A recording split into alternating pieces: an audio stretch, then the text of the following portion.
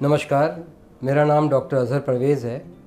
मैं associate director हूँ मेदांता मेडिसिटी में। I am a cancer specialist for gastrointestinal tract and आज हम इसोफेजियल कैंसर यानी अपर फूड पाइप इसके कैंसर के बारे में बात करेंगे।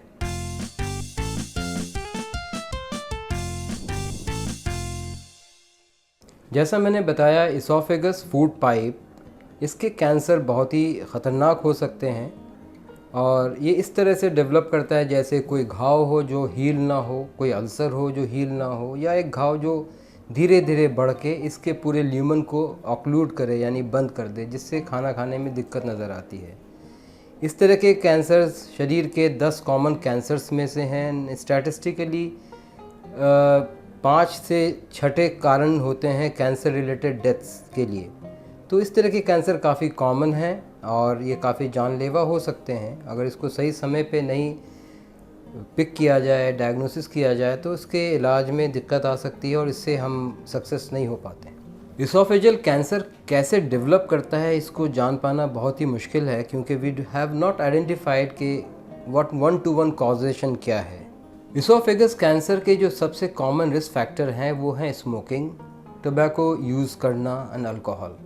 ये तीनों risk factors close to about 95% to 90% contribute कर सकते हैं। जब मैं आपको रिस्क फैक्टर बोलता हूँ, इसका मतलब है कि presence of this factor increases chances of developing cancer. इसका ये मतलब नहीं है कि अगर कोई स्मोक करता है तो वो 100% कैंसर ही डेवलप करेगा, बट प्रोपेंसिटी बढ़ जाती है, रिस्क बढ़ जाता है कि कैंसर इस तरह से डेवलप करे। कुछ कॉमन कंडीशंस होती हैं, जैसे कुछ लोग पूछते हैं कि क्या ये कैंसर जेनेटिक तो नहीं है, मेरे फादर को है, क्या ये मुझे तो नहीं होगा, या मुझसे मेरे बच्चे को तो नहीं होगा। इस तरह के कैंसर फैमिलियल ट्रांसमिशंस नहीं होते और इस तरह के कैंसर्स कोई कंटेजियस नहीं होते हैं। हाँ, कुछ जेनेटिक प्रिडिस्पोजिशन ज़रूर होते हैं, लेकिन उसको पिकअप कर पाना कि नेक्स्ट जनरेशन में किसको होगा ये दुश्वार है। तो कॉमन जो रिस्क फैक्टर्स हैं और जो जैसे स्मोकिंग, अल्कोहल या टोबैको का यूज़ है, ये सबसे कॉमन फैक्टर्स माने जाते हैं जिसके प्रिवेंशन से हम इस कैंसर को प्रिवेंट कर सकते हैं। इसोफेजियल कैंसर का जो कॉमन सिम्टम है that is called progressive difficulty in सॉलोइंग food. इसका ये मतलब है कि पहले आप सॉलिड खाते वक्त दिक्कत होती है, तो फिर आप सॉफ्ट डाइट में चले जाते हो। जब आप सॉफ्ट डाइट खाते हो उसमें भी दिक्कत होनी शुरू हो जाती है, फिर आप लिक्विड डाइट्स खाते हो। And then when you realize that you can't even swallow liquid diet, that is called progressive disease in terms of difficulty in swallowing food. So this is the most common presentation. अगर किसी को भी ये symptom persistently 2 to 3 weeks से ज़्यादा notice करते हैं, तो that is the first alarming sign and one should immediately consult a doctor. Apart from that, since you are not eating well, तो आपको simultaneously weight loss होगा। तो एक कॉमन पैटर्न ये होता है कि अगर आप इंटेंशनली वेट लूज़ नहीं कर रहे हैं, जो आजकल के तारीख में ज़्यादातर लोग majority of time intentionally weight lose करते हैं, तो ये इंपॉर्टेंट है समझना कि अगर आपका वेट लॉस हो रहा है जो अनइंटेंशनल है, तो इमीडिएटली दिखाने की ज़रूरत है, because this is the second commonest cause. Apart from that, कई बार ये घाव बढ़ जाता है, इसमें से ब्लीडिंग हो सकती है, ब्लैक कलर का स्टूल हो सकता है, या वॉमिटिंग ऑफ ब्लड हो सकता है। तो these are the common symptoms. Generally, our recommendation is whenever these symptoms are persistent and you are unable to explain, that is the first alarm sign when you have to immediately go and see a doctor's advice. जब भी कोई patient इस तरह के symptoms लेके हमारे पास आता है, तो जो पहला टेस्ट होता है उसमें एक अपर जीआई एंडोस्कोपी, जिसमें कि एक फ्लेक्सिबल ट्यूब है जो मुंह के ज़रिए से फूड पाइप में डालते हैं। और ये जो टेस्ट है ये ओपीडी प्रोसीजर है, it takes about half an hour. Endoscopy sedation में करते हैं, पेशेंट अनकंफर्टेबल नहीं होता। Now this investigation has become patient friendly.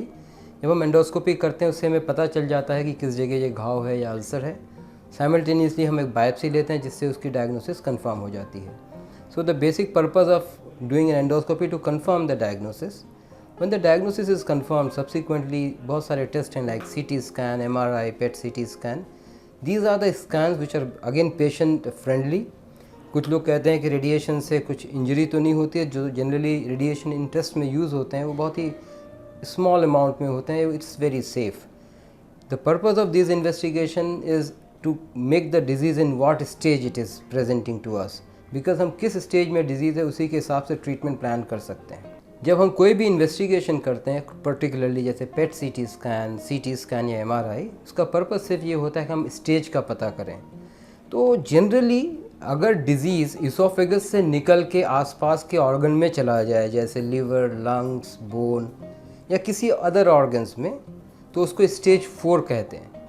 Apart from that, जिसमें कि इलाज भी मुश्किल होती है, ऑलमोस्ट आउटकम बहुत अच्छा नहीं होता है।